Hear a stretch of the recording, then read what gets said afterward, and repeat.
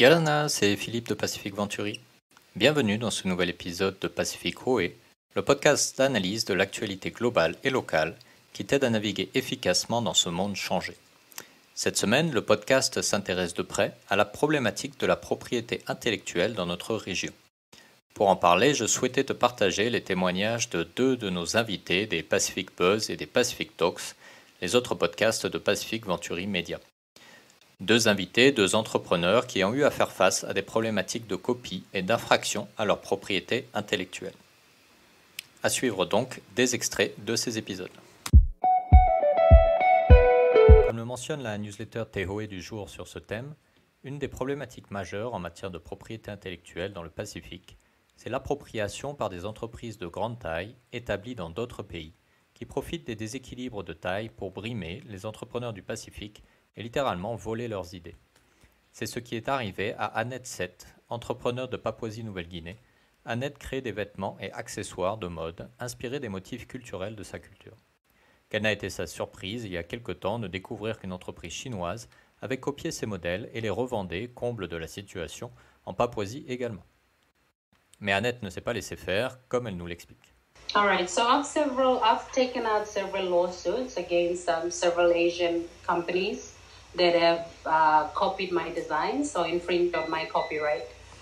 So both of them are before the national court in PNG. So I can't discuss the particulars of the cases, but we are going to court trial on the 12th of July. So it is a case, or the cases are being looked at as the first in the country because, no SMEs, small businesses have taken any big company to court over copyright. So this is the first one. I think it's gone beyond just a case for Marco Gibbs or Lavogel or Annette Sete. It's more a case for getting a precedent set for Papua New Guinea creatives who have had their designs and their work infringed on over the years. So it'll be interesting to watch the case. I know that I've done a number of interviews with other Pacific Island media to discuss, this particular case when we initially went to court. But again, because the matter is before the courts now, I won't be able to get into details of everything. But yes, we've finally gotten ourselves a trial date. So it'll be 12th of July this year.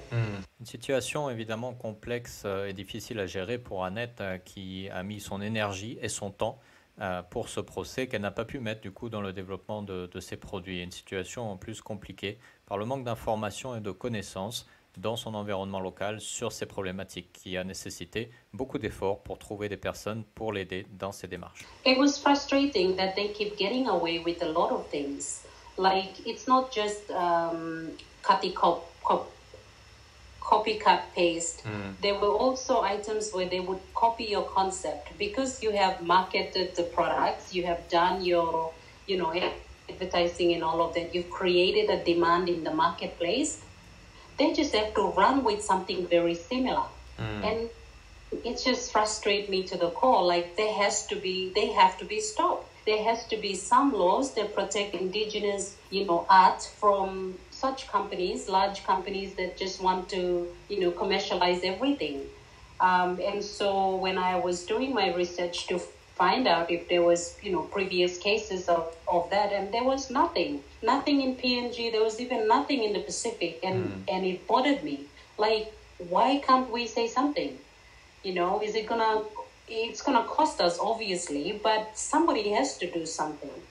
And if you go back and look at all of those, my stories since 2019, I went on social media practically begging some lawyers to help me with this case. I'm like, I'm not really into, money. I don't care whatever you want to take. The thing is, if you think I have a good case, why don't you represent me?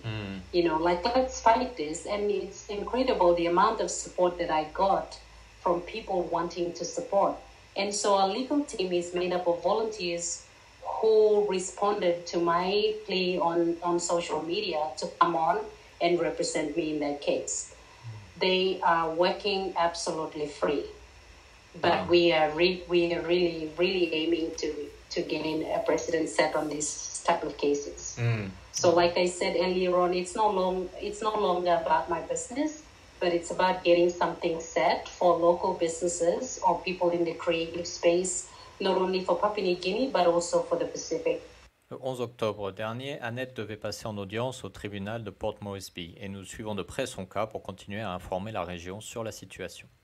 Elle nous expliquait d'ailleurs qu'elle avait eu encore à faire saisir de nombreuses copies sur les marchés locaux et nous expliquait dans le podcast à quel point il était important d'informer nos communautés sur cette matière très particulière et très technique de la propriété intellectuelle. I think it's lack of education and also lack of resources to fight the bigger companies. I've taken certain companies in the Pacific as well, where we sent to court. Well, not exactly to court, but put them on notice, and we had to settle out of court. But what I find is that when we don't push, when we don't say anything, they get away with it, and they continue to do so. Au-delà du combat mené contre les multinationales et autres entreprises extérieures à la région qui n'hésitent pas à tirer parti de leur position dominante, localement aussi, malheureusement, la propriété intellectuelle reste un domaine peu connu et peu respecté. Pearl Renvoyé de l'entreprise Tevei Pearl en a fait l'expérience amère lorsque, après avoir ardemment travaillé à la création d'un bijou unique dont elle avait fait l'emblème de son entreprise, elle s'est rapidement rendue compte que bien d'autres bijouteries locales avaient reproduit le même motif. Et ce malgré un dépôt du modèle à l'INPI. Voici ce que nous dit Pearl sur le sujet dans l'épisode des Pacific Buzz qui lui a été consacré. Non, dans ma vie, il y a moins d'entrepreneuses. Je dirais peut-être un moment où ça a affecté l'entreprise